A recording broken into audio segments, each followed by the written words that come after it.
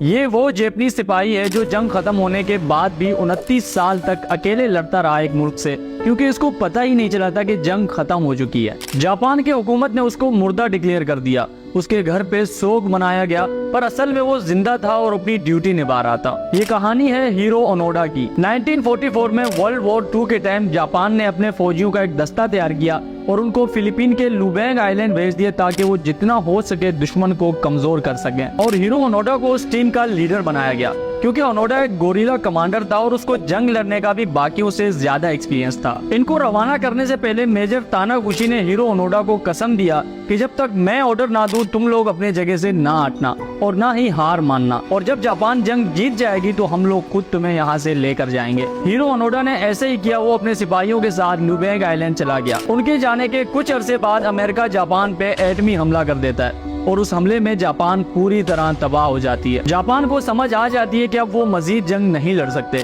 इसलिए वो हार मानकर अमेरिका के सामने सरेंडर करती है। और ये बात हीरो ओनोडा को नहीं बताती। वो अभी भी अपने सिपाहियों के साथ जंग लड़ रहा था। वक्त गुजरता गया, यहाँ तक कि 1 साल गुजर गया जंग को खत्म हुए। लोग फिर से नॉर्मल जिंदगी की तरफ आ रहे थे, पर हीरो ओनोडा को अभी भी लगता था कि जंग चल रही है, क्योंकि उसको समझा कर भेजा गया था कि तुमने छुप कर हर तरह से दुश्मन को कमजोर करना है। इसलिए वो उनके फसलों को आग लगाया करता था, उनके लोगों और जानवरों को मार दिया करता था ताकि वो जितना हो सके कमजोर पड़ जाए। यहाँ तक कि रात के टाइम वो अपने साथियों के साथ मिलकर फौजी गाड़ियों पे भी हमला करके उनसे हथियार और खाने पीने की चीजें छीन लिया करता था। आसपास के लोग तंग आ गए थे, इसलिए उन्होंने गवर्नमेंट से शिकायत की कि इस जंगल में शायद अब भी जंगी सिपाही मौजूद हैं। गवर्नमेंट ने जंगल में आर्मी भेजकर ऑपरेशन किए, उनको ढूंढा और बड़े बड़े लाउड स्पीकर्स में ऐलान किया कि जंग खत्म हो चुकी है, तुम लोग सरेंडर करके अपने मुल्क वापस चले जाओ। पर इससे भी कोई फायदा नहीं हुआ। उसके बाद गवर्नमेंट ने जहाज से जंगल में लेटर्स और अखबार पिंकवाए जिनमें जंग खत्म होने का बताया गया था। उन अखबारों और लेटर्स को देखने के बाद भी हीरो ओनोडा और उसके साथियों को यही लगता था कि ये दुश्मन की एक चाल है उनको जंगल से बाहर निकालने की। उनको यकीन ही नहीं आ रहा था कि जापान जंग हार सकता है। ऐसा करते करते 10 साल गुजर गए। हीरो ओनोडा के भी तकरीबन सभी साथी मारे गए थे। कुछ भूख से मर गए, कुछ बीमार होकर और कुछ दुश्मन से लड़ते हुए मर गए। अब बस उसके साथ उसके 2 और साथी जिंदा रह गए थे, पर उसने हार नहीं मानी और अपना जंग जारी रखा, क्योंकि उसको अभी भी लगता था कि जंग चल रही है। वो उसी तरह उनके आर्मी को मारा करता था, उनके फसलों को जला लिया करता था और उनके लोगों को मार दिया करता था ताकि जितना हो सके कमजोर पड़ जाए। कुछ साल बाद लोगों ने फिर गवर्नमेंट से शिकायत की। गवर्नमेंट ने फिर आर्मी भेजा उनको ढूंढने के लिए, पर हीरो ओनोडा एक गोरिल्ला कमांडर था, उसके लिए आर्मी से छुप जाना कोई बड़ी बात नहीं थी। बहुत ढूंढने के बाद भी आर्मी को वहाँ कोई नहीं मिला।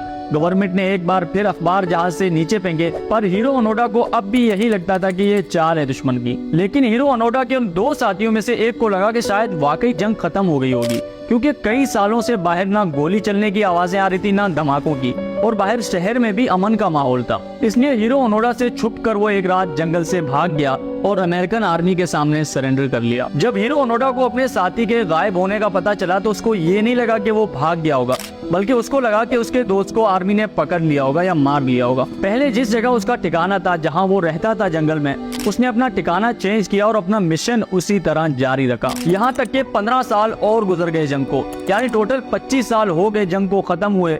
दुनिया तरक्की कर रही थी, नए नए टेक्नोलॉजीज आ रहे थे और उस जंग के किस्से बच्चे अब बस कहानियों में ही पढ़ा करते थे, पर हीरो ओनोडा अब भी वो जंग लड़ रहा था। आखिर तंग आकर अमेरिकन गवर्नमेंट ने जापानीज गवर्नमेंट से कहा कि शायद तुम्हारा कोई सिपाही अभी भी हमारे इलाके में है जो लगातार हमारे लोगों और चीजों को नुकसान पहुंचा रहा है। जापानीज गवर्नमेंट जंग के खत्म होने के 25 साल बाद ये बात सुनकर हैरान थी कि आखिर अभी तक कौन लड़ रहा है, जबकि हमने भी सरेंडर कर लिया था, हार मान ली थी। जापानीज गवर्नमेंट ने लुबैंग आइलैंड में जितने भी सिपाही भेजे थे उन सब का डेटा चेक किया तो पता चलता है बाकी सबका तो रिकॉर्ड मौजूद है। कोई जिंदा वापस आया, अगर वहाँ कोई मारा गया था तो उसकी लाश वापस आई, पर एक बंदा ऐसा है जिसका अभी तक कोई पता नहीं चल सका, और वो है हीरो ओनोडा। ये खबर पूरे जापान में आग की तरह फैल गई।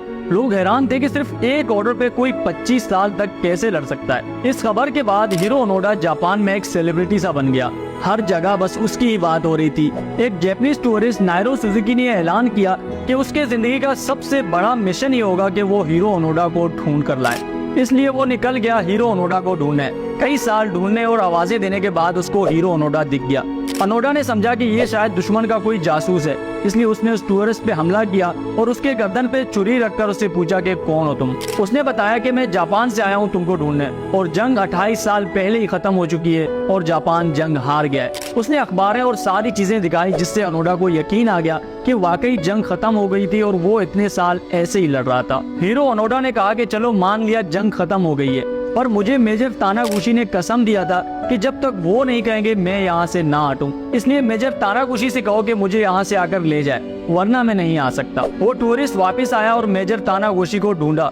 मेजर तानागुची आर्मी से रिटायर हो गए थे और अब एक स्कूल में टीचर थे। वो उसको अपने साथ ले गए हीरो अनोडा के पास, और फिर 29 साल जंग लड़ने के बाद हीरो अनोडा ने पूरी दुनिया के सामने सरेंडर कर लिया। इस चीज को पूरे दुनिया की अखबारों ने कवर किया और हजारों की तादाद में लोग हीरो अनोडा को देखने आए थे उस टाइम। पर अगर देखा जाए तो हीरो अनोडा फिलीपीन के गवर्नमेंट का मुजरिम था। उसने कई बेगुनाह लोगों को मारा था और मुल्क को भी बहुत नुकसान पहुंचाया था, पर फिलीपीन के गवर्नमेंट ने उसको माफ किया और जाने दिया ये कहकर कि उसको पता नहीं था कि जंग खत्म हो गई है, वो बस अपनी ड्यूटी निभा रहा था। ये थी हमारी आज की स्टोरी। आई होप आपको पसंद आई हो।